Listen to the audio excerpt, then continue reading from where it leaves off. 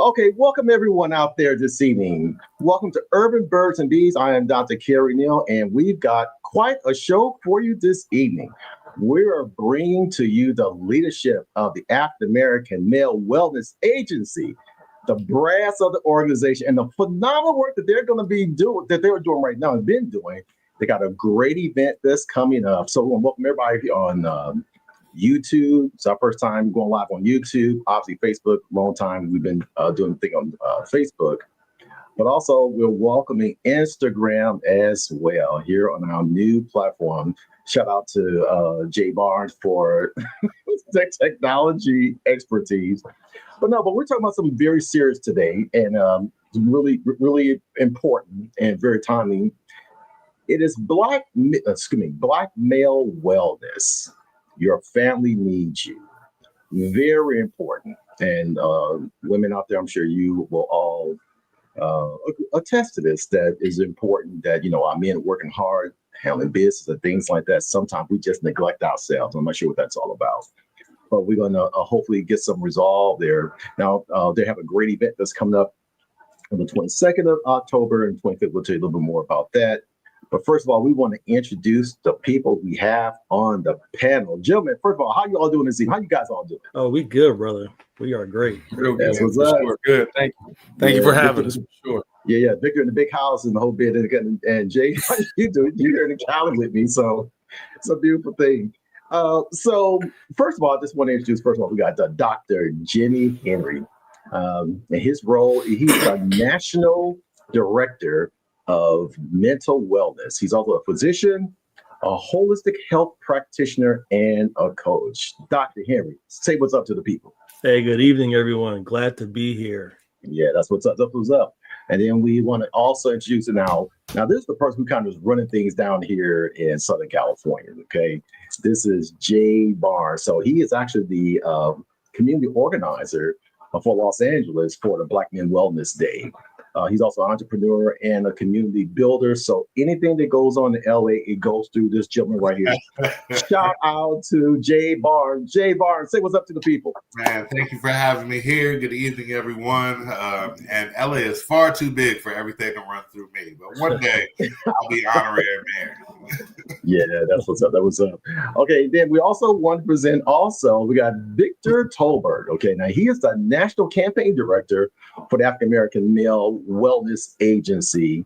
Now, not only is his work going to over 20 cities nationwide, but he's also the owner of NXT, or NX, I assume that's next, but the NXT Level Fitness. Yes, that's it.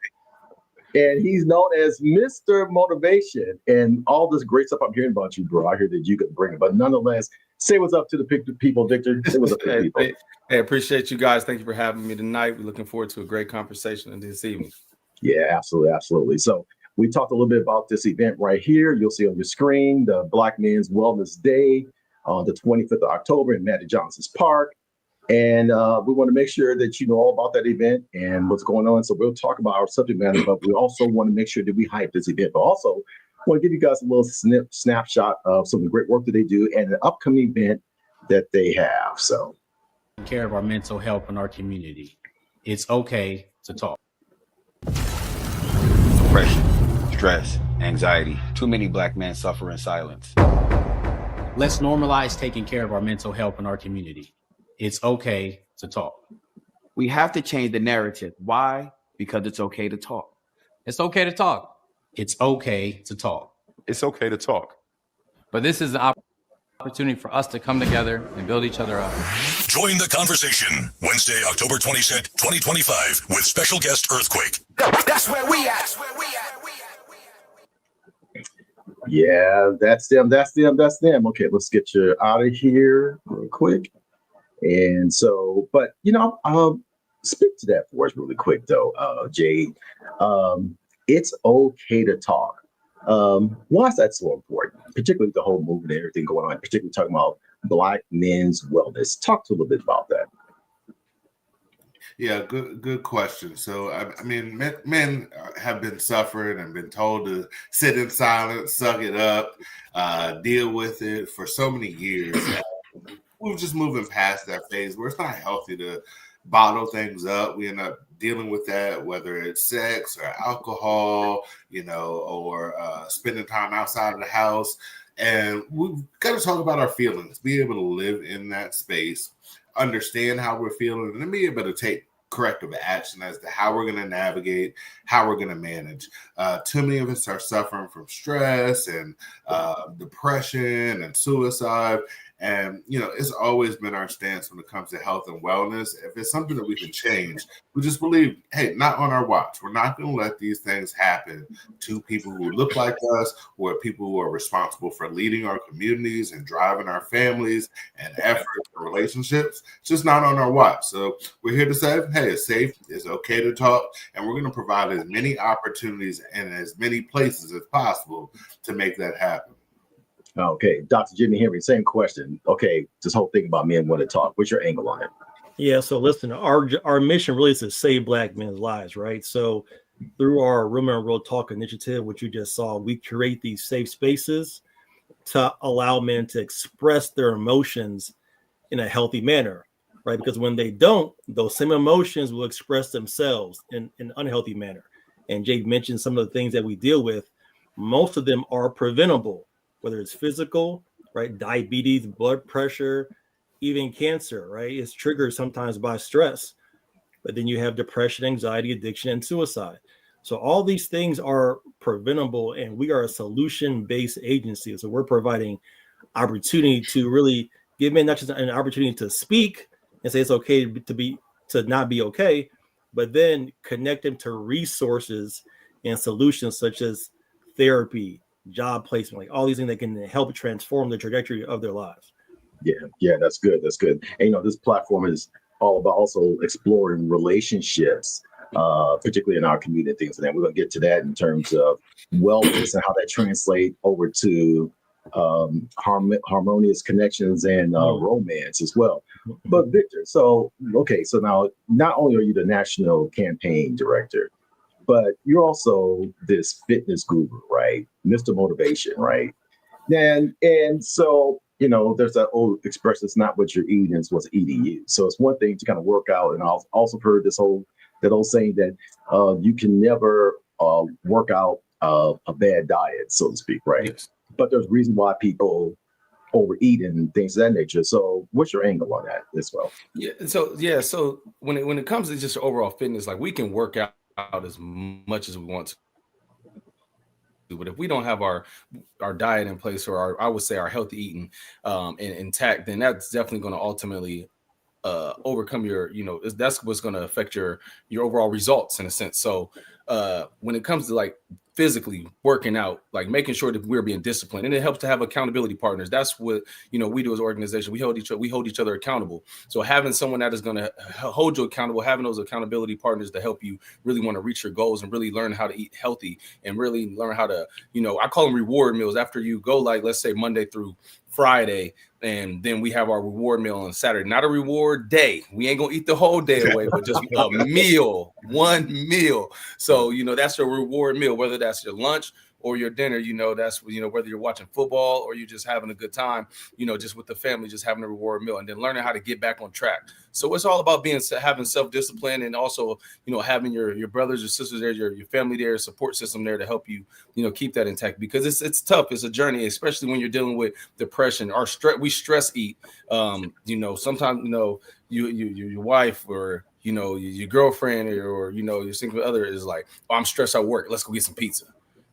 Yeah, all right, let's go get some. And then you weak. You're like, nah, we're gonna eat healthy. So it's good to have those accountability partners to help you keep intact, because you want to make sure we are doing the necessary thing to get the results. If you want the results, you're gonna have to make some sacrifices.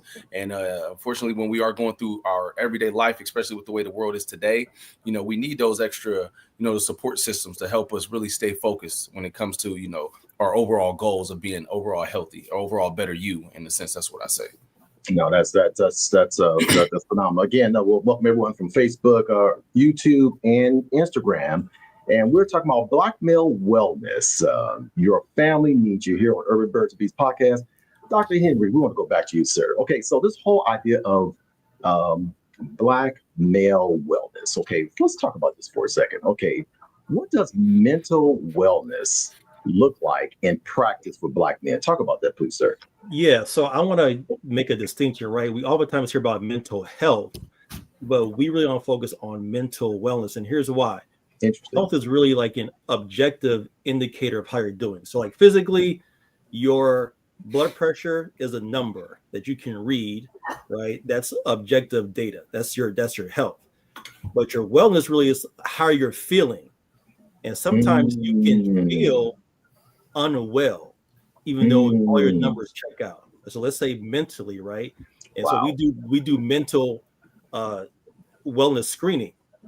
Your numbers may check out okay, but you still may feel subjectively unwell. So it's important really to take a deep dive into, increasing awareness about how you feel. And too often, men ignore their feelings to the point it almost feels like you're not even human, right? It almost feels like you're just existing, surviving, and not thriving. So we want to lean into how are you feeling, and then use the objective data to back up the fact and support how you may be feeling. Okay, so I'm going to stick with you for one more question really quick, though, Dr. Henry. Okay, now that's deep. You talked about this one thing in terms of your health, but then the wellness, and it's more of a nuanced, nebulous thing in terms of how you feel, right? Talk about how does that possibly translate into men's interaction with women, whether they have a partner or let's say they are on the dating scene. Talk about what is the ripple effect of that if that wellness is not very well, so to speak. Oh, wow. So, we just had a conversation last night. I was in Cincinnati, and we were talking about emotional intelligence and about how you have to identify different triggers that may affect you. And that requires some self-awareness, being able to sense, how your body may be feeling in a moment.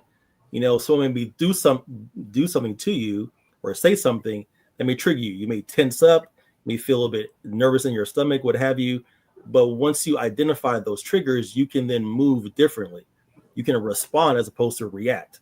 And sometimes we react in a very involuntary way because we haven't practiced, we haven't disciplined ourselves, like Victor talks about, into regulating our emotions, becoming aware of those things. So in a relationship, emotional intelligence is really king now. And I think men being comfortable with sitting with their emotions, identifying them, naming them, claiming them, and then processing them helps them in their relationships. Yeah.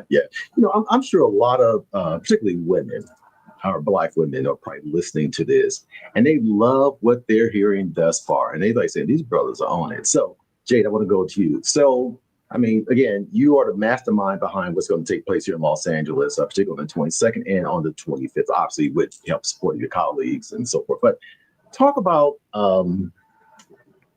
how does Los Angeles, or how does the Wellness Day uniquely engage Los Angeles? Yep, great point. I want to also put a disclaimer. I am definitely not the mastermind for this, although I am highly motivated and truly invested in the mission. This movement started 20 years ago, right? In Columbus, Ohio, where our headquarters is based. We were looking at and trying to understand why Black men weren't going to work, sustaining relationships, and those matters. And what we found was health and wellness was one of the vital kind of triggers as to why these things weren't happening, why there wasn't sustainability in employment, so forth and so on. So then we started figuring out, well, what's the solution? We can't just figure out what the problem is. We've got to come up with some answers, and how can we make real impact? You look at Susan B. Coleman, the Race for a Cure, and pan can walks and this and that. There was nothing for Black folks. So we started the African American Male Wellness Walk. Right? And it started with a group of about 700 people that showed up for the event. And now it's grown to over 40,000 Black folks who get together. It's truly a community event where there's a variety of not only community service organizations, corporations, healthcare and medical professionals, financial advisors, who all are committed to empowering and impacting and increasing the life expectancy for Black men as well as their families, right? So when it comes to Los Angeles, we are simply a mirror effect of what was started back in Columbus, Ohio. And because we have that footprint, we create the most fun you'll ever have at a doctor's appointment. By far. Nice. And we stand money back guaranteed if we do not. So let me tell you about the day. So our number one focus, and we are not ashamed about it, is to get Black men screened.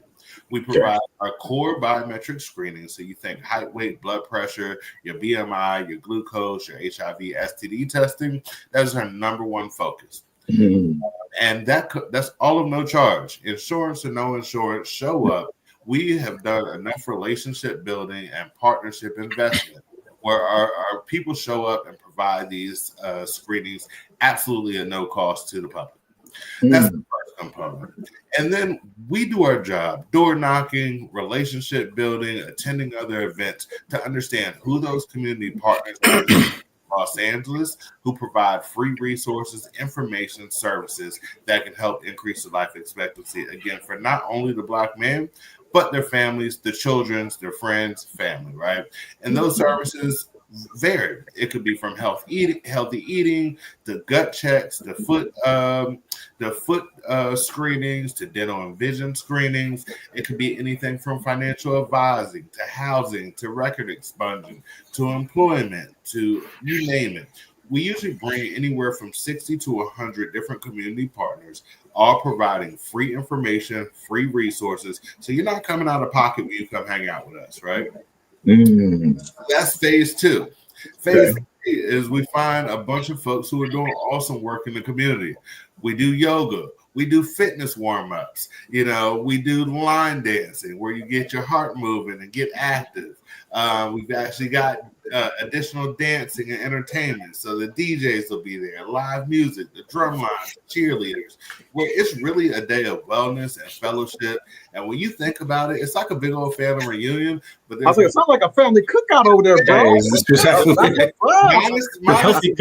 chicken wings. Minus the chicken wings. No chitlins and what's wrong?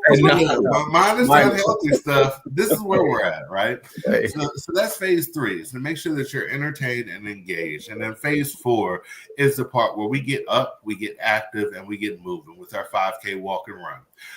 For those people who are avid runners and are looking for times, they can get an official time when they come to our event. For folks who may or may not move too many steps a day, there's your opportunity to get out and walk together in representation for Black men's health and wellness, right? We have a beautiful layout at this year's location. We've got lakes that you get to walk around. Will be harvested right in the heart of the community. Wow. You'll be through the streets. You'll be by the lakes. It's an excellent scenic view. And so you got moving. You've got loved on. You know your numbers. We highly, highly encourage women to come.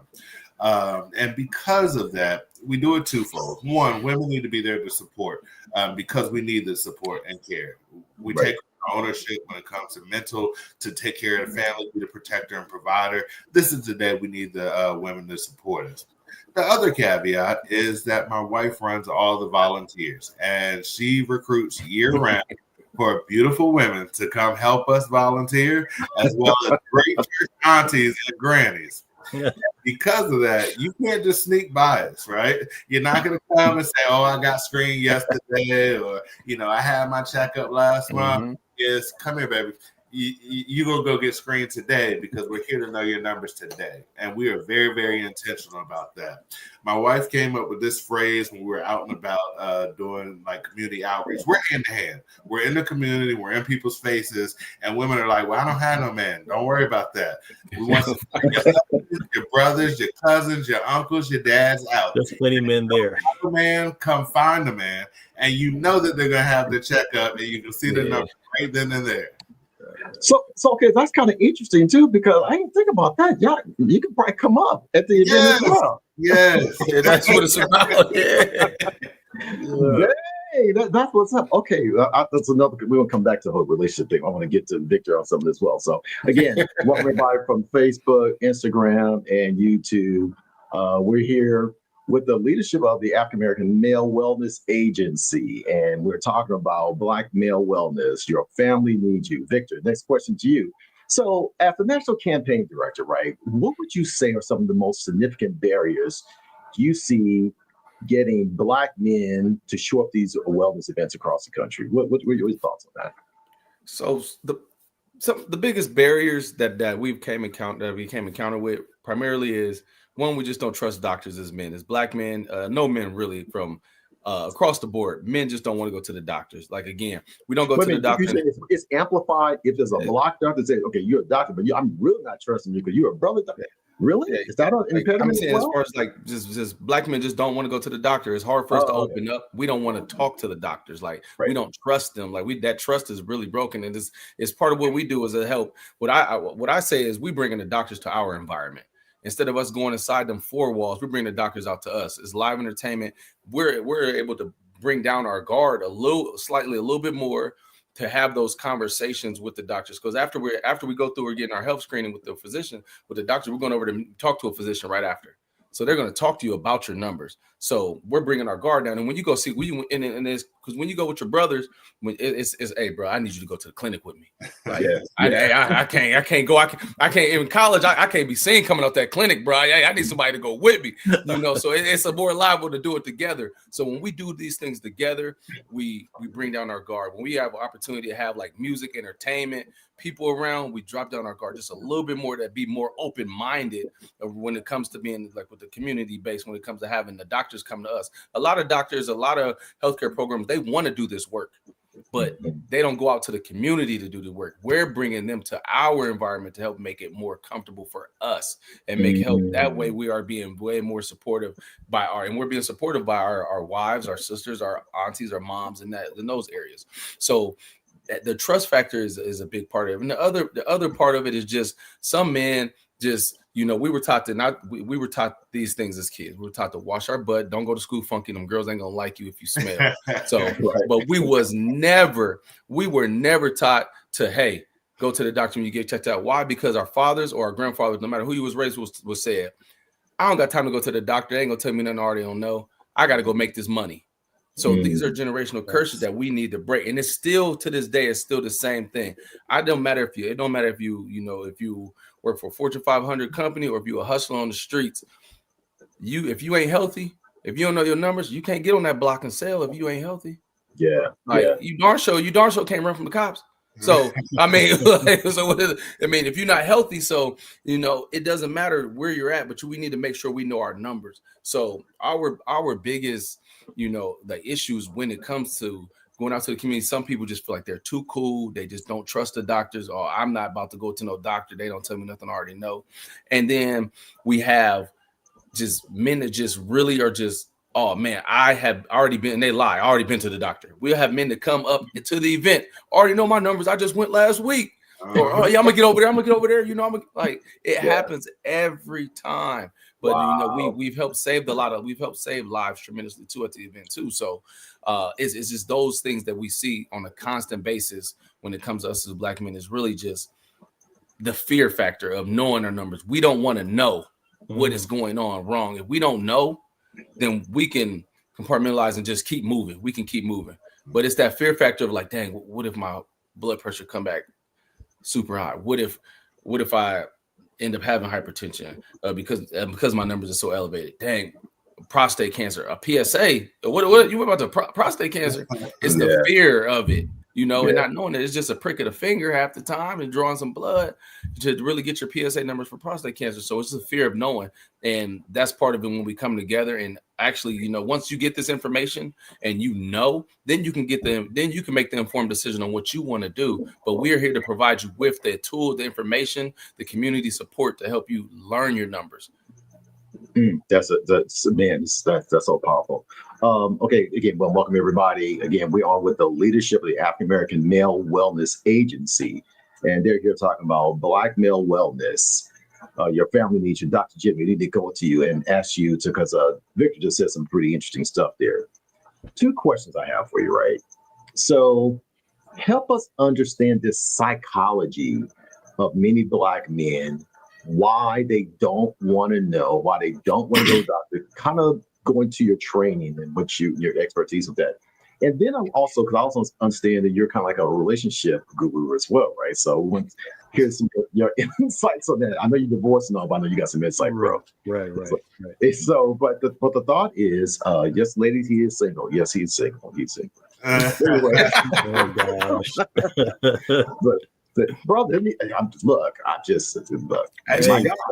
trying to hook you up, bro. No, but talk about how this plays out with men and women trying to come together, and what you're hearing from our sisters saying about men in regards to their health, or maybe they even know it's something going on with them, particularly in that wellness area that you talk about, how they feel and what they may be experiencing that may be driven by the fact that they just really aren't healthy. So two things that I find that men deal with, and Victor kind of touched on them, right? Like, ignorance really isn't bliss.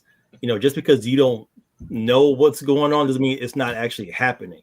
The fact of the matter is that Black men especially live 10 years less than our sisters and our white counterparts, right? 10 less years on earth.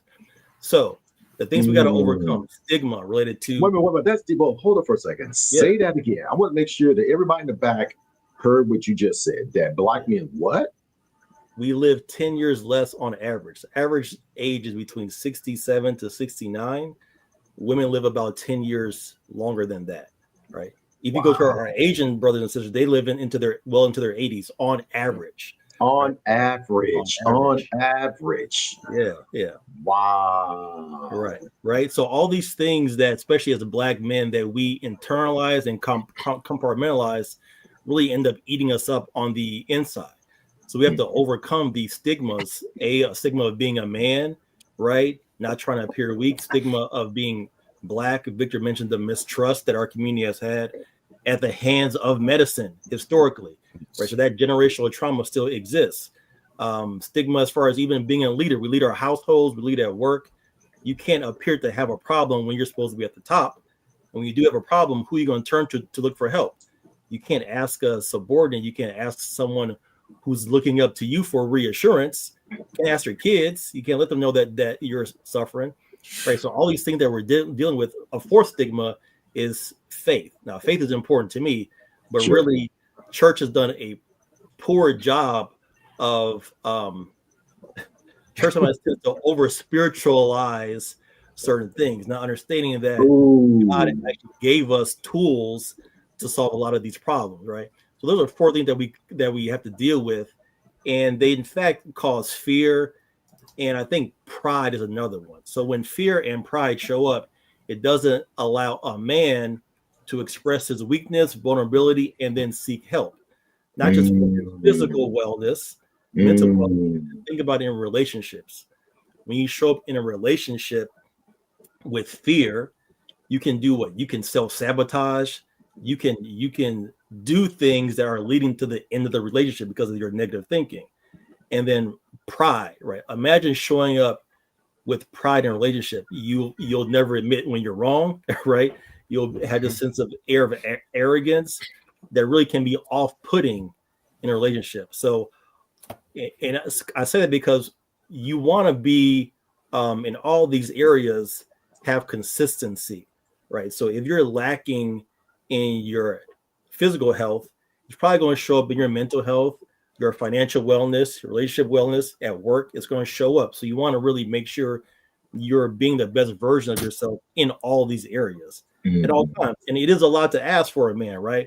But the reality is when you are in the position that we're in, we have to really move a certain way, pause, and be the example that our family needs us to be.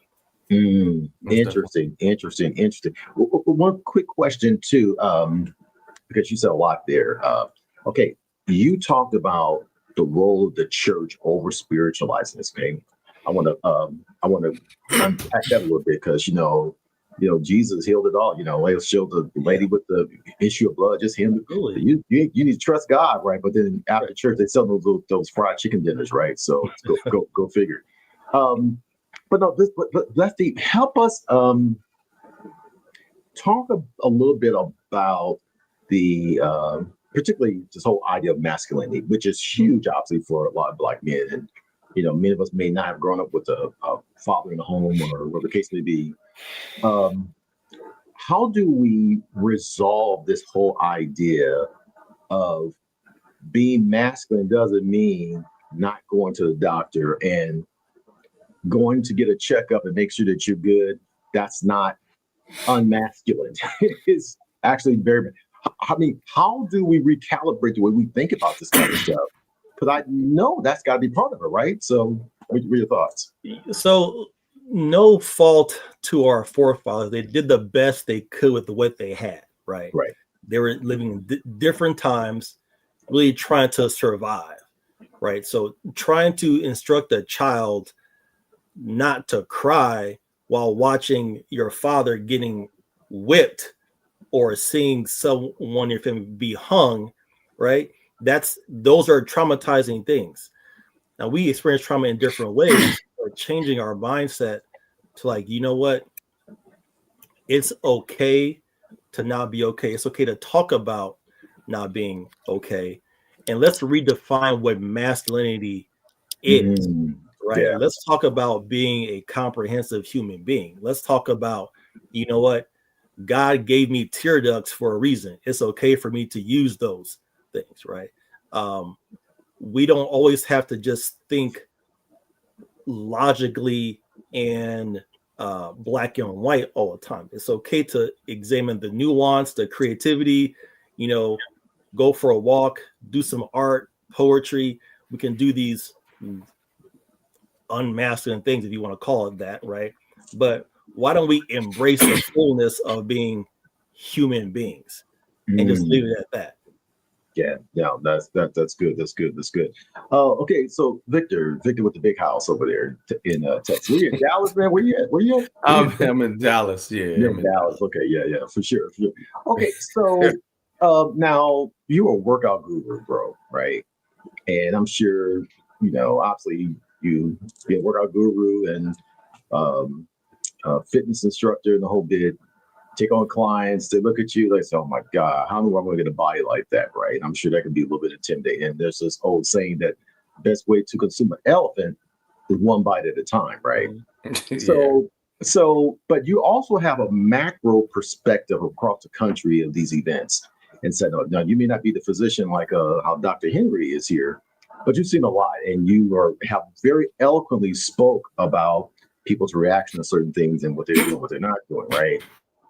Help us understand how can people, and we've talked about some of these barriers to people, particularly Black men, as it pertains to getting their checkups and make sure that they're good.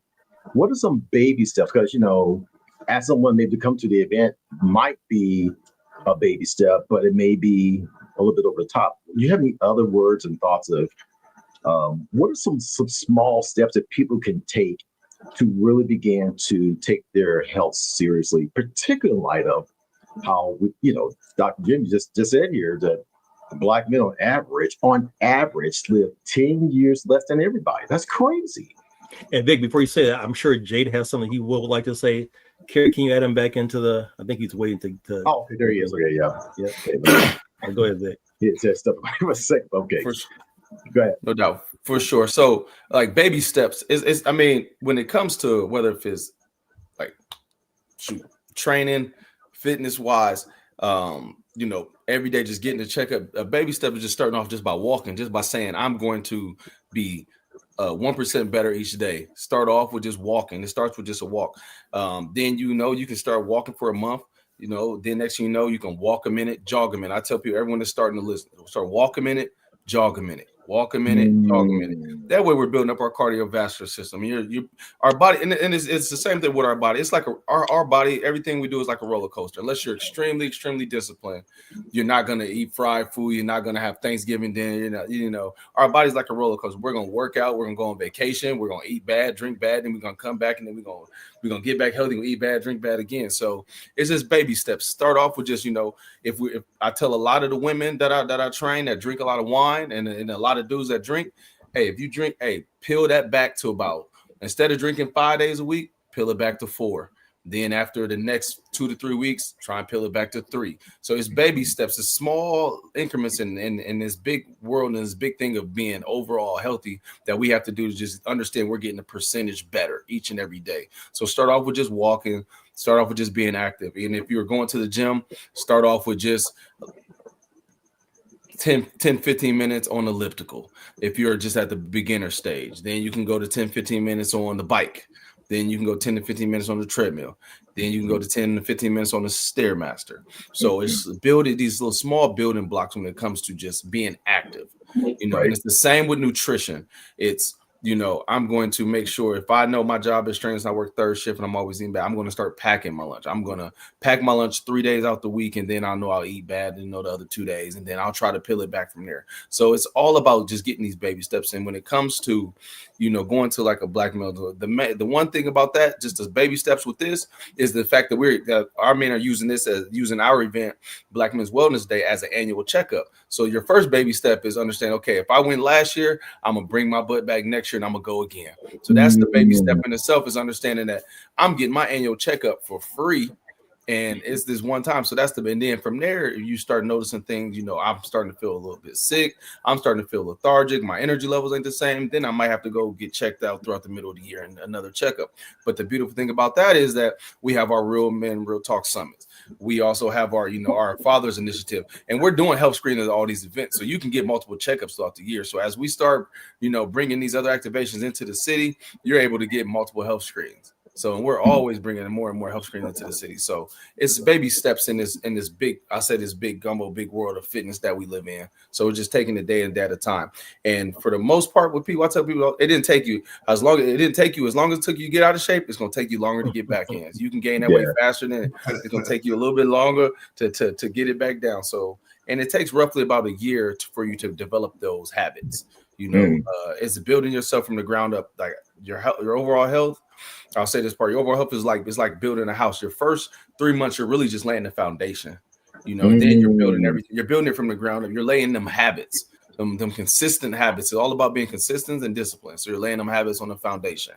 You know, and then from there, you know, then you're going to see some of the gains, some of the rapport, you know, that you're seeing when you go to look in the mirror. You're like, okay, the next three, you know, month 4 to 7, you know, then you're going to start seeing, okay, I'm starting to see my body really start to come into form. You know, if you're really taking it like full calendar year, if you're taking them baby steps and really making progress. So, and so on and so forth. So it's like building a house from the ground up.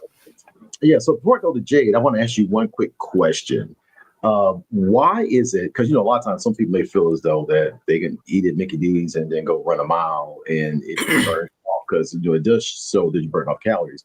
Why is it that you really can't outwork a bad diet? You, Victor. Hello? You can't outwork you can't outwork a bad diet. Can you hear me? You can't outwork a bad diet because we have to put ourselves, in order to be in ultimate shape, and if you are looking to drop pounds, you have to put yourself in a calorie deficit. That means you have to burn more than what your body's intaking, than what's going to intake. So if we're going to go eat cheeseburgers and pizzas, that's already 3,000 calories. And then you're saying you're doing 30-minute workouts a day, and you're probably only burning 600 calories. You're never in a calorie deficit. So, you know, you have to be able to put yourself in a calorie deficit. Now, if you're trying to gain weight and gain muscle, now there's ways you can eat, but your workouts need to be very, very intense to where you are putting on muscle mass. And that means putting in the clean foods in your body. That's more protein than you are consuming. We need to consume more protein, less fatty carbs. And so that way, that's the problem, is like some people say, oh, I can still eat, and I just want to, I'm just doing this to maintain, or I just want to just keep moving, you know, just to be active. I'm gonna go work out, but then I'm gonna go to the address in Houston and go get me some Hennessy flavored wings or something. So, you know, and then smoke hookah, and that's just part of it. You know, that's like part of, some people just say, hey, listen, I got my workout in for today, so I'm good. So, and it ain't nothing but keeping you on the same level field that you're on. You're never going to, you know, be better or worse. But you are getting your exercise in, which is good. But at the end of the day, you're never going to be able to maximize your full potential because you continue to put the same toxins and the bad food in your body, when we need to really get that bad food out. When we need to really do it, like, you know, you need to flush, you need to do a detox, do a water cleanse, do a cleanse in a sense. So just to help get those toxins out, because our body holds 10 to 12 pounds of waste. in our bodies that we need to have out. Wow, 10 to 12 pounds. Wow, this is man, y'all ain't dropping some knowledge up in this piece. Dang, this is a trip. And I thought I was up on game, but apparently not. Well, again, we have the leadership, the brass of the African American Male Wellness Agency here. And we're going to go to Jay. So, Jay, I want to ask you a question about your work in terms of organizing. But because you're here in Southern California, I don't know you, Mary. I know you know what's up with some of the things that's going on with some of the girls and some of the sisters here. So I want to ask you something about that as well. First thing is, you guys out there done a phenomenal job so partnering with agencies and other organizers to help make this tremendous effort possible, right, on an annual basis, right? And again, we're looking to see if we can get some funding you guys' way as well, so you continue to do the great work that you do. Amen. Talk about some of the challenges that in terms of what more do you need, while you appreciate. Now, so you partner with some hospitals and some other healthcare professionals to help champion this cause. But talk about some of the other things that you guys need. But the other thing I want you to talk about is, you talk to these sisters out here in LA, and they'll swear up and down all the great men are in the South, back East, everywhere else but in LA, right? Yeah. So, and then who you talk to, they'll say, if Black men just get this stuff together, everything will be fine, right? Yeah. And so talk about some of those conversations in the Real Men, Real Talk podcast you guys have along those lines, and what some of the things being said in terms of some of the things that the men are seeing, what they're experiencing, not just hearing the women sort of complain. So.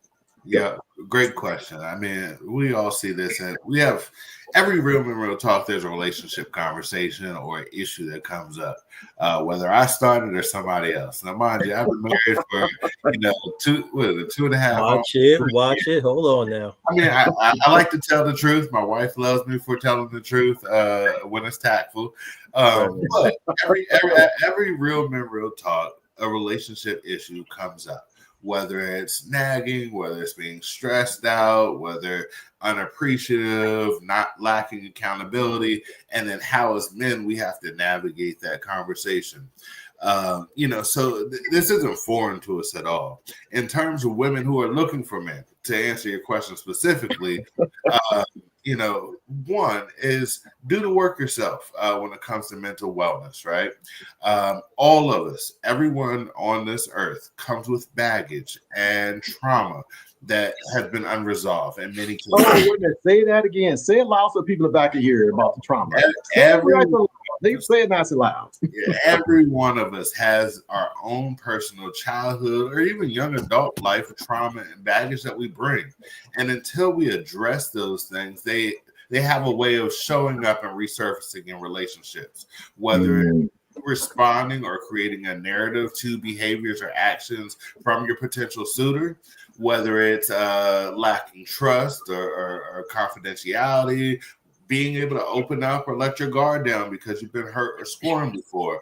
Whatever that may be, there has to be some self-care and self-awareness that happens prior to getting in a relationship.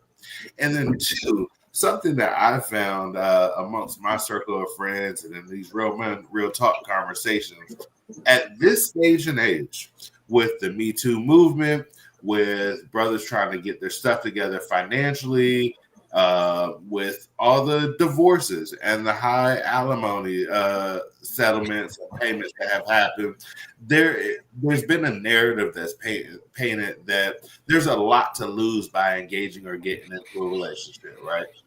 So with that, being mindful of that, and I think we've decreased the likelihood or intonation where we are inclination to like just keep hounding or shooting our shot like back in the 90s or 2000s, where every time you went out, you were trying to get X number of phone numbers or holler at somebody. Like now it's more casual. You're usually in group settings where then you can naturally have that conversation. But make yourself available. Something that I highly, highly, highly encourage for women looking for men: give any positive sign or any indicator of interest. Any. Whether that's making eye contact, a smile, bringing yourself closer to proximity, where it now feels safe that we can pursue you and give us the opportunity to do what you want us to do and chase you down, shoot a shot, have a conversation, begin the relationship. But if you stone cold the whole night or locked in with the girls, the likelihood of one of us, a good man, good clean man, with a degree, a job, no kids, no family, like we're probably less likely to walk clear across the room with zero indication. And that's been the common theme that I've heard amongst my group of friends. I've got several still single friends. Slide in my DMs. I will get you connected to these good guys. good respectable guys. But any indicator, any sign, and it doesn't have to, you don't need to go shoot your shot. That's not what we're asking for. No, I'm going to ask you that. Do you at all, what are your thoughts about women actually approaching a man and saying, yo, like what's good? I don't think that's a problem. I don't think it's I don't think they want to. But hearing what you say, I don't think it's a problem. Well, you asking me. So listen, I think times have changed. Men and women, yes, we're different, but we're equal. And I think it's a level playing field now. I do think it's a little bit of a dance, a rhythm with pursuing. I think ultimately women like to be pursued and like men to decide and plan and that kind of traditional thing. But if you go scroll on social media long enough, you'll think that some men should just be laid up and be pampered and living the soft life. So I'm more traditional sense because I think ultimately, again, we are in a certain position or a certain responsibility, I think, of leadership in our families that I think women do appreciate. And but we've got to be healthy in order to fulfill our duty in this role, right? We have to actually discipline ourselves, be consistent, not perfect, but consistent in our daily practices in order to lead by example and then live a longer life, right? There's a reason why we need to live longer, right? To establish a legacy for our family and for our children. We talk about, health is your wealth, but you want to build some generational wealth too, and generational health. But you got to really, it all starts now. It's never too late to even start. And we're really trying to help men change their mindset all around health and wellness. Take the intimidation off, make it a more comfortable, fun-filled environment to become aware of your numbers, but then take some action behind it. Once a man gets screened, we get them connected to a doc for an appointment. We even started giving prescriptions same day. If your blood pressure is so high, you can leave with a prescription. You don't have to wait 2 weeks to go to see the doctor, right? So we are really trying to advance what is going on in terms of saving Black men's lives. No, gotcha. I love how you look at all that question, by the way. So, but anyway, so Jade, I'm gonna come back to you in a second. But Victor, I'm just kind of curious when we're talking about this whole male female thing. I know you're married, and the whole bit. I know a lot of ladies out there probably disappointed in the whole bit. But but you're a personal trainer, my guy. So the wife's not tripping, I suppose. I mean, obviously you're making a decent living in the whole bit. But how do you manage that when they see you as a good Black man, you're in shape and a whole bit and whatever else? And well, how do you manage that, bro? It's a part of it's being you. Honestly, I'll be like, no, you good. I'm just curious. This is what I'm gonna get real. This is a real memory. It's about being you. It's about being you. My wife knows who I am. My wife knows who I am. So I've never been like she'll get mad at me because she'll be like, we'll go out these shows. She'll be like, why you flirt with your waitress? I was like, she just gave us a discount, didn't she? Like, chill out. Like, I'm just trying to work so for her, But like, I've been around. I attend a lot of fitness events, and I've been around a ton of it's all about having the confidence in yourself, knowing who you are as a man, knowing, and then also making sure, you know, you and that person, your significant other, my wife, knowing that you guys have a connection that is not going to be broken from, you know what I'm saying, the lust of being around a lot of fitness, beautiful women. Because I'm around a lot of fitness, beautiful women all the time. I would literally be at a fitness event. I would grab my phone, FaceTime my wife, hey, look at this shit. Look at this here. So she, like, you know, and I've done it several times, like, and she understands it because she knows I'm around. Like, she's like, all right, whatever. She knows I'm around it, but then also, you know, we go work out together. So then she is active and things like that. So we make sure, you know, we keep, you know what I'm saying, we make sure we're on the same wavelength and we can have those type of conversations. And that's something that, you know, is definitely a part of us as men is, you know, is making sure we can have a conversation with our wife. Like, you can walk down the street, you know, or in Vegas with a girl, and you can look at your wife like, hey, babe, you think that's a BBL? Honestly, like, you know, like those type of things, like, and then sometimes some men feel guarded, like they can't say nothing, like, and I hate that. Like, I don't want to feel like I can't voice my opinion with my lady, and, you know, just have fun and just be authentically me. And that's a part of, you know, part of it being us, and part of us is our real member, like being authentically being you, you know, knowing your boundaries, knowing, you know, when, you know, you can have a conversation but not take it overboard, you know, and still be a cool, energetic person and just be friendly. So okay, gotcha. Yeah, well, you know, you're being seen around the world, so I should expect that answer. But anyway, we'll go back to Jhade. And so, what is the first question I think I was going to ask you, my guy? Well, the first question I think I was asked is in terms of partnerships, and although you established some great partnerships throughout the community and things like that, to part other needs that you have. Talk about some of the other areas that could help advance the mission of the Black Male Wellness Day. And just in general, and tell us what some of the challenges you're faced with some of that. Maybe people just don't know. I don't know. Whatever. What are your thoughts? I mean, because you're on the front lines of doing this stuff.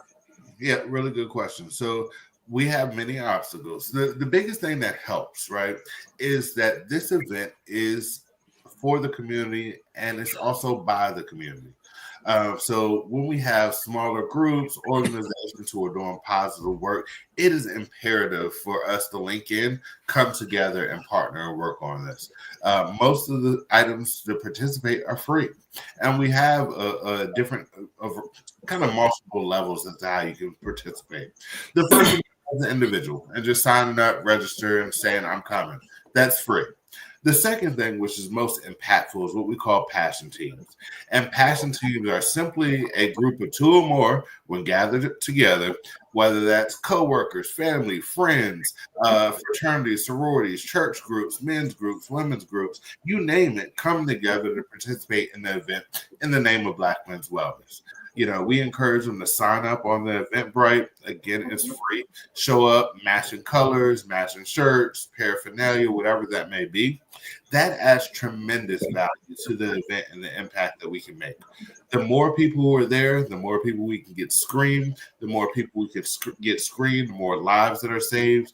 The more lives that are saved, the better story we can tell. The better story we can tell, the more funding we can secure to do more across the country, right? And it all kind of bottles up. It's always going to be free to the public, but these events are not free and require a lot of funding and support from community partners. The second part of the question is for community partners, people who are looking to engage with the Black community. We are the boots on the ground. We are the liaison between your company and the community. There's been plenty of distrust over history. We look at Tuskegee and opportunities like that where we've been taken advantage of, misguided, or misaligned, where we're going to have conversations, understand their true vision and true impact, and whether they're just throwing money at it or whether they really care about the community. And once we vet them, then we bring them to the community and make sure those resources are available for as many people to make that to make a dent in the health disparity gap, right? So let us be your trusted voice. We will do the screenings. You've got very intelligent people who work for the agency, who are licensed professionals who can vet, help work through it. But the end goal is to make sure we're bringing the to the community, and we're having the impact that we want, right? So when we have these organizations aligned with people like myself, Victor, and some of the other leadership at the company, to make sure that we're aligned. Johnson & Johnson, one of our national partners, has done this exceptionally well. They've been on board with us for probably the last 4 or 5 years, if I'm not mistaken, where they've laid their entire My Health Can't Wait campaign on the back of all of Black Men's Wellness Day. It is a national initiative where they're saying that we are closing the health disparity gap. They put their money where their mouth is. They show up to every location. They provide activations, resources, investment, research, and data to support the work that we're doing. And that's what partnership looks like. So when we bring those resources to the table and we work together, we've grown. I've been with the agency for the last 3 or 4 years. I think we went from 17 different cities to, I believe, 24 is the new number, if I'm not mistaken. But that requires a lot of work. That takes a lot of fundraising, a lot of relationship building, a lot of meetings, a lot of begging and pleading. So 3 things as I land this plane. 1, if you're independently rich, we need donations and sponsors and money. Number 2, if you're not independently rich, we need your participation. Your face with your friends and family goes a tremendous amount of the way. And then corporations align with us. Let us work together. We can get the word out way better than you can. We know how to speak to our people. We know how to meet our people where they are. And let us do that community impact, the community outreach that you say that you're trying to do. We can help execute it. I love that. Victor, I want to go to you as I want you to take off the fitness hat for a second. I want you to speak as a national campaign director, right? So from a bird's eye view, well, let's talk about some fundamental things for a second. Whenever politicians are looking for the Black vote, where do they show up? That's the riddle. I bet you'll get it on the first try. Where do they get Black people? You gotta go to the neighborhoods. You gotta go to where the Black people is at. It's as simple as that. You can't get Black folks without being where Black people is at. The beautiful thing about it is, where can you go in a Black community where you're guaranteed to get a mass quantity of Black people on a certain day of the week? You gotta go to the churches. You gotta go to the churches. You gotta go to the churches, right? So I mean, go ahead. Sorry, go ahead. No, I was like, you just gotta go to the churches. I mean, the population of our churches, and especially when you got these mega churches growing how they are when they got 3 or 4 services. Good Lord, listen, that's anxiety in itself for me. I'll be honest with you, but when you got these mega churches that got the big outreach in the community, and that's where the pastor's at, and that's where the congregation goes. So if you get these community leaders out, that's where that's where the funding is at. That's where you want to go to make those connections. Yeah, for sure. Tell Dog I said what's up. The other thing too is I would say, and I imagine you guys have probably done something like this, is that Black people will follow their pastor. And here in LA, we got Faithful Central, we got West Angeles, we got these other churches, these gigantic, enormous churches where you are going to find Black people for sure. What efforts have you guys made? And this is to you, Jade, and Victor. You can also chime in on the national scale. How has the church been responsive to this? Because we want to pay our tithes, we can go to church, we want to get our praise on, and so forth, and we're dying. So how has the church been receptive, and are you guys making inroads there, or what? Tell me what your thoughts are. Jade, you first, and then Victor, talk about on the national scale. Yeah, I think it's contingent on the location, to be quite transparent. In LA, a little slower to adopt than I would prefer. We certainly do the outreach there. We're handing out flyers. We're putting out posters, trying to get time on announcements. Some churches, men's groups, super responsive. We absolutely need that. We want to partner. We're showing up. We're coming as the passion team. Other people are looking for you to attend a month's worth of service before you can get on the agenda or program or put stuff up. We don't let that deter us. People take time, to build the trust. As a community, we don't trust a whole lot, so it takes time. I need to see you often. Are you coming back? Right. right? And when you come back, do you care about us, or are you asking for something, right? Right. So I take that with a grain of salt, and certainly not a deterrent at all. We've probably got about 7 or 8 churches that have committed to participating this year in the LA area, Inglewood, the Gardinas, the Carsons, the LA area. So we love to have them. Our passion teams, they support. Once they hear about it and see the work that we're doing, it's a no-brainer. It's like we should have been here. Now the choir is coming out and participating as part of the entertainment that day. All the men's group are coming. The junior usher board are now volunteering to help set up and take down. But this is relationships, and they take time to build. And we're very cognizant about that. And we're going to keep showing up at your door. We're going to keep putting door hangers on there. We're going to keep dropping off church fans to advertise on the Black Wellness Day. We're going to keep emailing and keep calling. But we know that people have to hear things 19, 20 times before they start taking action. And we're committed to keep putting it in your face, whether it's on Instagram ads or radio, TV, us knocking on your door. We're coming for you.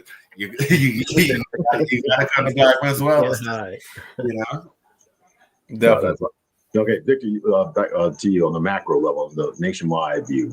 Your thoughts? Yeah, definitely. So we get the reception from a lot of churches, I will say, and it is in some cities smaller, like on the scales, like real hesitant than others because they really want to know what you're about. For instance, when I first year, my first 2 years being a coordinator out in Seattle, Washington, we had 10 churches. My church, New Beginnings Christian Fellowship, had over 200 members out. They got black churches in Seattle? Oh, yeah, they got a lot of them, baby. Oh, yeah, they had a lot of them. We out there for 7 years. So, yes, they do got a lot of black churches up there. So, when we did bring this walk to Seattle, Washington, back in 2019, again, we had my pastor 1 year, he was honorary chair, and he really spearheaded because it was very, very important to him. Had issues, with his health, and it was time for him to say, "Hey, listen, I'm not about to go. I got kids. I got a new grandbaby." So, and he really spearheaded and made sure he connected with other pastors within the community, and we have faith-based luncheons in every city we go to now. So we had a faith-based luncheon where we're able to bring 15, 20 pastors together, do a presentation, tell them about what we do, and get all the community, get all the pastors and community engagement to be able to go to their churches and the congregation and have them then now get us on the announcement board, as Jay said. So, and then even let's say on the scale to currently right now going into different cities, we went into Norman, Oklahoma this year, had a faith-based lunch there. Their pastors loved it and understood what we were doing initially the first year. So they're on board and immediately put us on their announcements. And that's Norman, Oklahoma. So, we was going into there as our first year, really seeing how we were going to really reach out to, and that was our biggest component, was getting into the churches down there in Norman. Again, like Dallas being really receptive, going to like the church fans are been a huge hit. Going into just really having the fans, especially when you're in the South or you're on the West Coast where it's sunny all the time and it's warm. Them church fans come in handy. No matter if you had a church event or if you had a cookout or no matter where you at, them church fans, you looking at it like, oh, what is that Wellness Day again? So churches have been receptive of it. Again, like just something other than a funeral home being on the church band, right? Something other than the funeral home. That's right. Always on the church band, boy. That's right. Hey. That's our model. Get checked out before you get checked in. You gotta you gotta make sure we got the positive getting the health screening on them church fans. So we definitely want to make sure, like even like in our different cities, Columbus, Ohio, been around for years, so we have a lot of church community engagement with the churches. The churches be battling up there now. They really battling to see who's gonna have the most members out. No matter what city we go to, we do have a lot of pastors that come on as honorary chairs or ambassadors to actually help galvanize as well. But it takes time again too. So it's the trust factor. So we want our pastors to be ambassadors. We want them, the men that are big influence in the community that are about men's health and understanding our mission and what we're trying to do to come on and be involved with us, so that way we can make sure we're galvanizing those congregations and help making an impact in the community. So. Yeah, no, that's good. That's good. Again, we got the brass of leadership of the African American Male Wellness Agency here, and we're talking about Black male wellness. Your family needs you. Dr. Kim, I want to go to you for a second, talk about something pretty serious, right? So I heard this very disturbing statistic that talked about how more and more youth, and I imagine this kind of flows into full-blown adults, are building relationships with artificial intelligence. And you know, because you talk to AI about anything, they always respond positive, affirming. They got to worry about getting gaslit or whatever else and so forth. And they respond. And then artificial intelligence is interesting how it actually it absorbs who you are and knows who you are. And damn, that's what we all want. We all want to be seen and known and so forth. Artificial intelligence has a way of doing that. The other part is that's quite disturbing is that we have a lot more men. The suicide rate among men continues to trickle up. I'm sure it's probably significant for our community as well. But then what's even further disturbing, not that one death is greater than the other death, but we have a lot of our teens are continuing, that suicide rate continues to go up, right? So as a person of your standing and obviously having your hand on the pulse of this world, what are some of the things that we can do to try to stave this off? And what are some of the strategic things your organization is doing to address this, if anything, or is that part of the strategic plan to address this? Talk about that. No. You're sorry. So suicide is an epidemic, especially since COVID, where you understood the importance of bringing awareness to it, right? But young men between the ages of 14 to 24 is the highest increasing rate of suicide, and that can stem from isolation. You mentioned artificial intelligence. It's an artificial companion. It may help self-soothe, but really is giving you what you want to hear, probably not what you need to hear. And I think sometimes we're conflating the reality of the situation with the actual truth that needs to be said. So, our solution is preventative. So our mental wellness initiative with the Real Men Real Talk, we're creating a safe space. We're also building community, which helps draw young men, older men out of isolation into real human connection. And that really, we weren't meant to live in isolation. It serves a purpose for a period of time, perhaps, but really prolonged isolation is problematic, as we saw during COVID. So really, we have these Real Men Real Talk conversations in 20 plus cities across the country, at least quarterly, sometimes even monthly. We also have this Real Men Real Talk Summit tour, right, where we're having these fireside chats with celebrity guests that really resonate with our audience. And so when you see someone who you may look up, a real person, not artificial, a real person who's had lived experience with mental wellness challenges that and overcame them, that lets you know that it's okay and there's hope for you, right? AI can't give you that hope, right?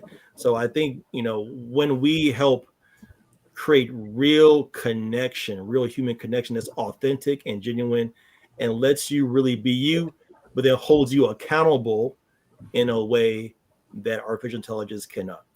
Yeah.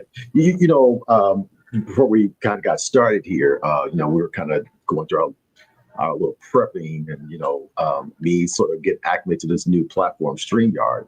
And one thing I saw you do, Dr. Jimmy, you put up something that said, Real Men, Real Talk. And I know that's the name of your podcast, right? Mm-hmm. And, while that may sound sort of catchy, that's really what the platform is all about. Real men, meaning that men are bringing everything to the table, not compartmentalizing their lives and so forth to look good and things like that, but a place where they can be raw and having real conversation. Talk a little bit more about your podcast and what you endeavor to do with that, and how this may be part of this ongoing solution. Maybe not be the silver bullet, but certainly is an important ingredient to making inroads into Black male wellness. Absolutely. So, our podcast features our CEO, John Gregory, our president, Kenny Hampton, myself, and different featured guests. Jay's been on several. So we have, again, it takes a fireside chat, but puts it, in a digital format And podcasts are all the rage now. Everyone has a podcast, right? But Right. when you allow people to be real and keep it real, and then what happens is, we hold each other accountable to always keeping it real, even on air, even being recorded. So when you are able to model that behavior for your audience, it allows them the opportunity to then, let me be authentically myself in all aspects of my life. Let me not mask my emotion, mask myself, with my family versus my coworkers. Sure, there's some discernment in code switching, but the goal is to really not wear a mask, not have to fake it, not try to act. Even the best actor doesn't act 24/7, right? So why are we living lives as versions of our true selves? Why not just be yourself all the time? So we try to model that with our podcast and have these real conversations. We've had all celebrity guests. We've had Killer Mike, Penny Hardaway, Master P, Common, Anthony Anderson, all these celebrity guests who are vibing with the work that we're doing because they're also passionate about it. At the end of the day, remove all titles, all accolades. We're just men. We really just want to live our best life. That's good. The longest that we can. If you ask any wealthy man on his deathbed, he'll trade his money for his health. So why don't we prioritize our health in that same manner while we still have breath in our bodies to do it? And Dr. Neal, real quick, I just want to highlight something that I don't want to fall on deaf ears. When we do our Real Men Real Talk segments, we always start, whomever is facilitating self-discloses up front to create that safe space where you can be authentic. Whether that's our founder, whether that's our president, whether it's one of us who are facilitating, we open it up. What is pressing me right now? What's keeping me up? What's got me stressed? What's got me pissed off? Whatever that may be. And that's how we start the conversation. We can then kind of navigate, but we want to make sure that you feel empowered when you come to our events to be your true self, to speak your truth, to tell us what's really going on. Everything from, hey, I'm 48 now and I'm about to have a baby for the first time. I don't know what the heck to do. I'm scared. To, I've been dealing with depression. I don't want to go home. I'm sitting outside in the driveway for 30, 40 minutes before I go in the house. Or, I'm having trouble sleeping or work's kicking my butt. But whatever that may be, bring it to Real Men Real Talk, man. We're going to talk through it. The great thing about it is that we have men of all ages, whether they're teenagers to 70, 80 years old, where in many cases you're going with just what other men have met, where you can hear from them how they got through it, how they navigated it, what type of therapy that they got, some advice from their therapy, how they created positive solutions, what type of discipline that they include in their life, whether they're waking up and meditating or whether they're working out to help relieve some of those stress. But you get authentic answers from authentic people right in front of you where you can slap hands, you can exchange phone numbers, you can check on each other through there. It's really community building. And I do believe this is the silver bullet for improving mental health on a national scale for Black men. Yeah, that's awesome. I want to ask you another question, but I want to say to the audience, whether you're on Instagram, Facebook, or YouTube, you can drop a comment or a question, and it populates to this platform. Jay, yeah, thank you, bro, for putting me on. This is what's up. So if you got a comment, because these brothers are bringing it and dropping knowledge like nobody's business. So if you got a comment, a question, or something like that, wish we could bring you on live. But nonetheless, we can certainly address your concern, inquiry, whatever that may be. But Jay, I want to just go back to you real quick for a second, because I think that's phenomenal what the podcast is doing. I think the problem is that we can't podcast 24 hours, 7 days a week, right? Yeah. We know podcast stands for program on demand. But we need some 24/7 type of levity when it comes to sort of stuff, right? Yeah. How do we translate, or how does the organization and yourself and others involved translate what is disclosed in this incredible sanctuary of realness and vulnerability, and to go home, go back into the world, and make a difference, so to speak. Because again, a lot of sisters, they'll straight up say, if men get their stuff together, everything just automatically goes right, because women don't have those issues. That's just us. But I hear you. I will lead with this. So one, we all got to do the work. Healing matters across the board, and then I want to make sure to add a little clarity too. So we have a 3-pronged approach when it comes to Real Men Real Talk, maybe even 4 if I talk long enough. The first one is going to be our in-person sessions, which is Real Men Real Talk. It's usually groups of anywhere from 35 to maybe 75 men that come together in a safe space, and we are having real life conversations. That is the grassroots effort. You can see that in 20-some different cities across the country. The second approach is our podcast. So that's the digital form. Smaller setting, 3-4 folks that are on the panel having conversations. We may bring in a celebrity, an athlete, whatever that may be, for national scale, so that can be amplified from a digital standpoint. And then the third prong is the Real Men Real Talk Mental Wellness Summit, which is going to be coming to LA October 22nd. And that's where we are creating really a mental wellness fair, so to speak, where we're going to do everything from mental health screenings that'll be for free. We will have Black mental health professionals there to help assess any of your needs, to have follow-up care if needed. If you want to find a Black therapist, they'll be there. Coach, counselor, all of those resources will be there. We'll have smaller breakout sessions that mirror our normal Real Men Real Talks, where you can have smaller, intimate conversations. You can have those heart-to-hearts. You can do your self-disclosure. You can start healing.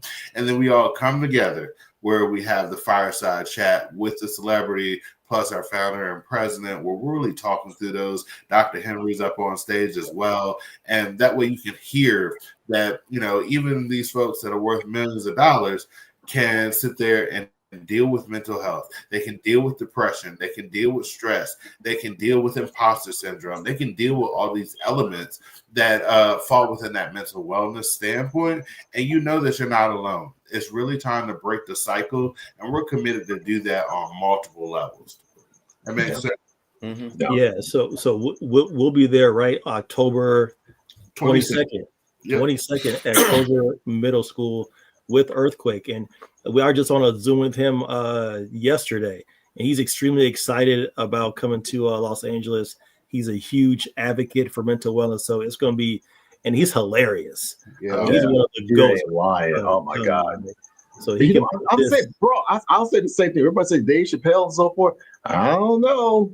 Earthquake is off. Earthquake is that guy, right? And so even a fourth prong, Jade. We have an online private Facebook group. It's a men's only Facebook group where we continue the conversation online. So that's actually 24/7 access to all of us in that group. I knew I was missing one. Yeah. So great job. Nah, that's wonderful. And even this year, remember when I talked about having great partners? Johnson & Johnson has come through and saw what we were doing with Real Men Real Talk and was like, hey, let us help you. Let us leverage some of our relationships and let's amplify this mental health conversation. So you've got the summit that's happening that Wednesday on the 22nd. And then Saturday at the Black Men's Wellness Day, we're going to have 2 celebrity guests that are going to come in and do small micro conversations and be available to kind of talk, meet and greet, and tell their story about their navigation through mental health, right? So you have Trevor Lawrence, those who watch Grownish may know him, and then Dondre Whitfield. He's been acting for forever, probably, but he's a light-skinned guy. Everybody knows him. When you see him, Google him, like, been in this space, but they're going to have authentic conversations. Again, all of this is 100% free to the public. Because of the relationships we build and the fundraising we do to make sure that we can have the impact for the community. So I always encourage people, jump on the Eventbrite, tell us you're coming. It's not punitive. If something comes up and you can't make it, fine. But let's take the first step and say, hey, I'll grab a seat at the table. I'll show up. For me, this is open for teens. It can be women can come. We definitely want our men there. We'll have some female women therapists and that can help out and kind of have those separate conversations so we can keep our men's space safe. And then we'll all come back together and have a great conversation for the fireside chat. So the 22nd, 25th of October, we got a hot week coming in LA. We are saving Black men's lives. We're providing resources. And the biggest thing is we just need people to show up. That's most important. Show up, tell somebody, bring somebody, and be committed to taking the first step and building that muscle of self-care and self-love. Yeah, that's what's up. I want to go around because we're kind of running short on time, but I want all of you, I got to step away for a quick second, but I want to start with Dr. Jimmy. Talk about how you got involved with the organization, how and why you got involved with the organization. Didn't want to go to Victor T, didn't want to go to Jade. Yeah, so I practiced medicine for 15 years plus, actually experiencing my own mental wellness challenges, and I overcame those by the grace of God. And it was just an alignment that happened with myself and the agency where it just made sense. So with my background and kind of transformation, I became the National Director of Mental Wellness and really take pride in spearheading this movement across the country, helping men overcome things that I overcame and giving them strategies that I use, and just giving the opportunity to say, you know what, it's okay to be human. We don't have to have it all together all the time. And really to see men leave our Real Men Real Talk sessions and their face lit up, knowing that they're going home a better man than they came in, going to work the next day better than when they came. I mean, that's fulfilling in of itself. Most definitely. I'll pass it on to you, Vic. Yeah, most definitely. And for me, how I got started, just quite frankly, I will always go back and volunteer out of my friends, my core friends of high school friends. I was the only one that moved away out of college and the high school and college. And Mr. Gregory was a mentor of mine growing up. So I always listen to him talk. He's like one of them uncles that you like, man, will you just shut up? Like, hey, just leave me alone, bro. I'm trying to chill. He would just talk to us after football games. And it's just something that, that I gravitated to. He was someone that I gravitated to, as a young man growing up, wanting to be around more positive people, more positive men. And I will always go back and volunteer. But when I moved to Seattle, my brother, I believe everybody has their why. The reason why do you do this work? Right. Me, I was all about fitness, just straight football. I just wanted to train athletes. I've trained a variety of high school kids programs, little kids, NFL players, basketball players, track athletes. And I was just like all about health, all about just sports training. My brother got really sick, flatlined twice. He had to get his big toe amputated. Then he got all his toes amputated. Oh, wow. No coming out of just rehab and stuff, he fell and the infection went up his leg and he got amputated at the knee. So it was just several issues. So, and I just told him, bro, you're here for a reason. And then, he had issues with vision, started going blind. They fixed that. So it's just everybody has their why. And like, I wanted to learn more I wanted to be able to provide more health and wellness to our community. So I had called Mr. Gregory and called Perry, who's the son of one of my best friends. I said, hey, I want to bring what we do in Ohio to Seattle, Washington. So that's what made me want to get more involved. And I started being involved up in Seattle, Washington. And then post-COVID, my brother, he had the flu and COVID. He passed away from the flu and COVID. As I was literally landing in Columbus, Ohio, I went back to our Black Men's Wellness Day in Columbus, August 9th, like per usual, same weekend, second weekend of August.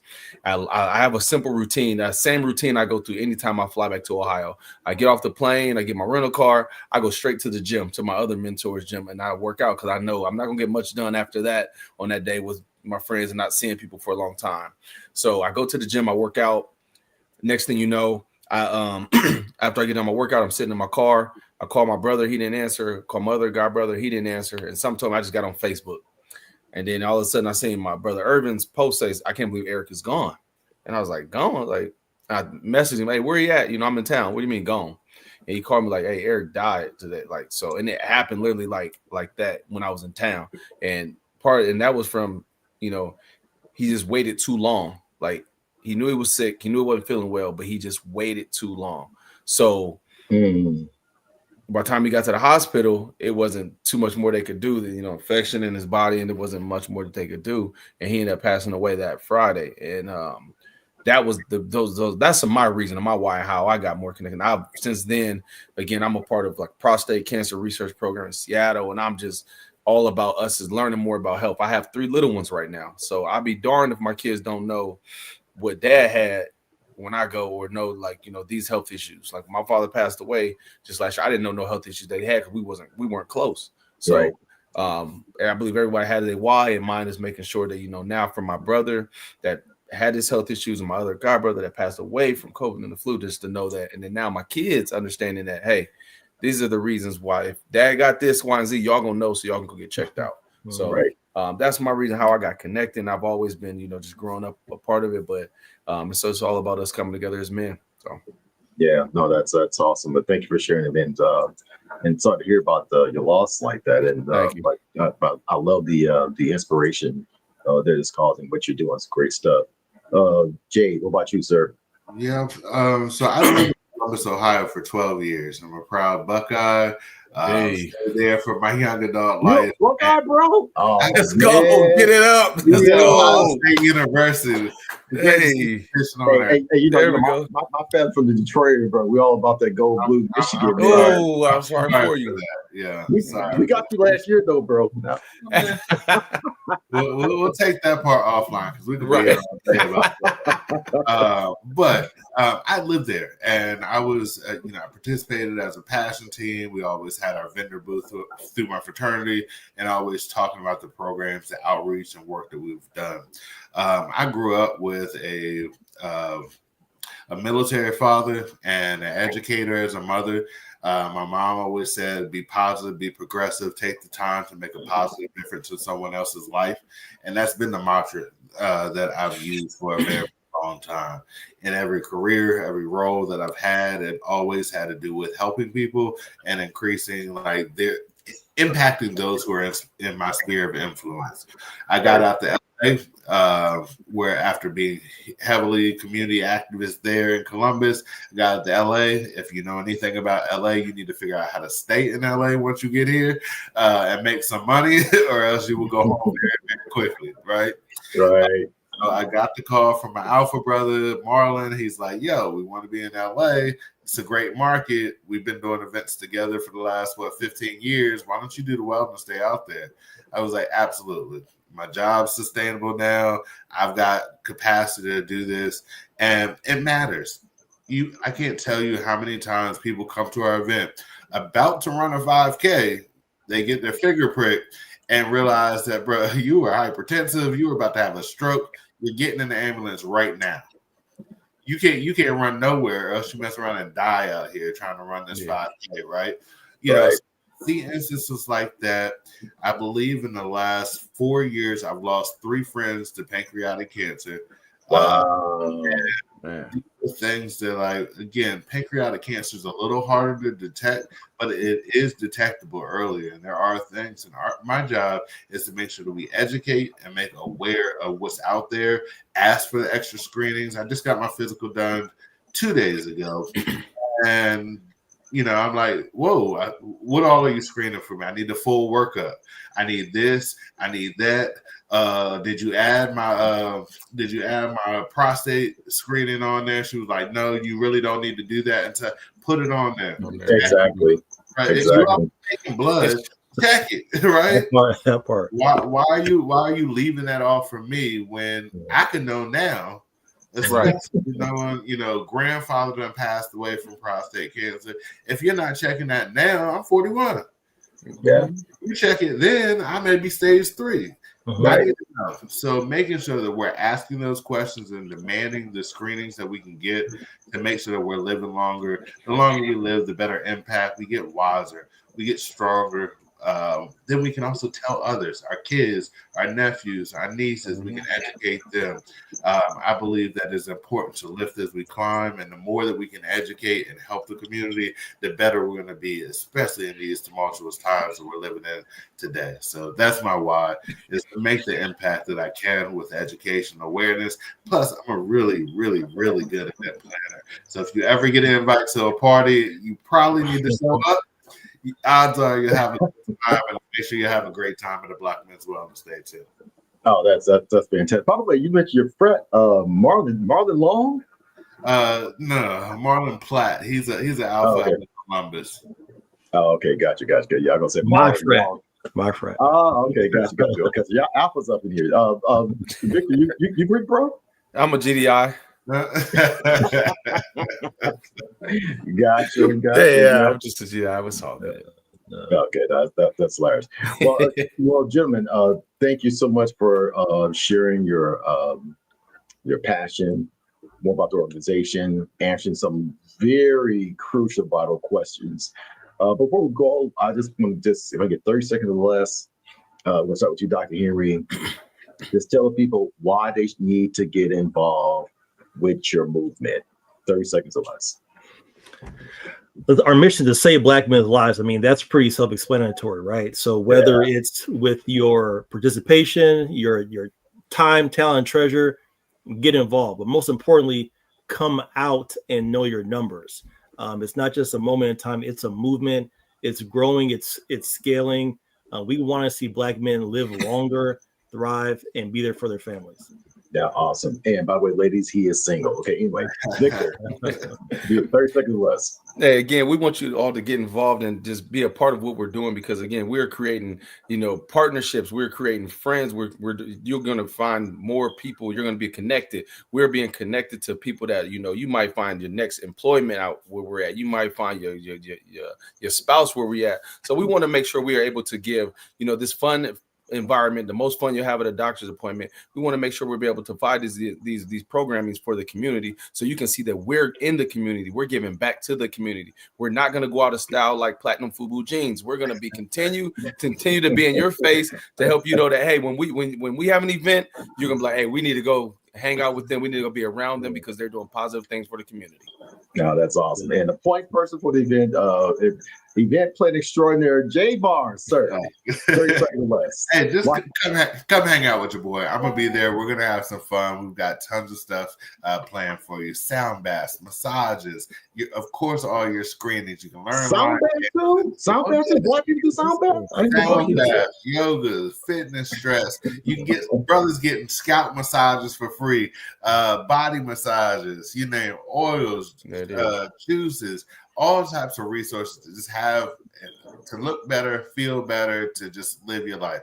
You're gonna have a great time. I guarantee you our money back. We've got an event on the 22nd with Real Men Real Talk. You're invited. October 25th, that Saturday, we've got Black Men's Wellness Day. You're invited. Pull up on us, have a good time, build a community, share some love, and enjoy a dynamic event that we spend and plan year round for the fulfillment of you. So bring somebody, bring several people, uncles, cousins, brothers, nephews, nieces, friends, sisters, you name it. We need to see you out there. Yeah, that's what's up. Again, we want to thank Jhade Barnes, Dr. Jenny Henry, and Victor Tolbert for joining us on this evening's version of Urban Birds and Bees, as we talk about Black male wellness. Your family needs you. Join us tomorrow at 8:00 p.m. here on the West Coast. We talk about menopause and relationships with workout guru Kanika Brock. Very interesting topic. Holly Berry's got some big movement where she's championing this whole thing, and some things that we should be aware of, even if you're pre-menopause, what they call it perimenopause or whatever, but we'll talk about it tomorrow. Again, I am Dr. Kerry Neal. This is Urban Birds and Bees. Don't forget, was it Thursday? Is it Thursday? The 22nd? October 22nd, Wednesday. 22nd, yeah, that's a Wednesday. Excuse me, Wednesday. You can come out to the event. We're going to put that flyer up once again so that you can see it. Mental Wellness Summit. Join the conversation. It's going to go to Crozier Middle School in Inglewood. And then obviously on that Saturday, the 25th, come out to Urban Magna Johnson's Park the recreation area for Black men's wellness day here in Los Angeles. And my understanding is the Earthquake is going to be in Houston tomorrow, right? In Houston tomorrow, exactly. Yeah, Yes, yeah, sir. so, yeah. I'm telling you what, that's a funny dude, but he is one thing that he incorporates in the shows is men getting checked up and the whole bit and so forth, which is very, very, very cool. Again, on behalf of Dr. Jimmy Henry, Victor Tolbert, and Jhade Barnes, I'm Dr. Kerry Neal with Urban Birds and Bees. We'll see you next time. Thanks for joining us.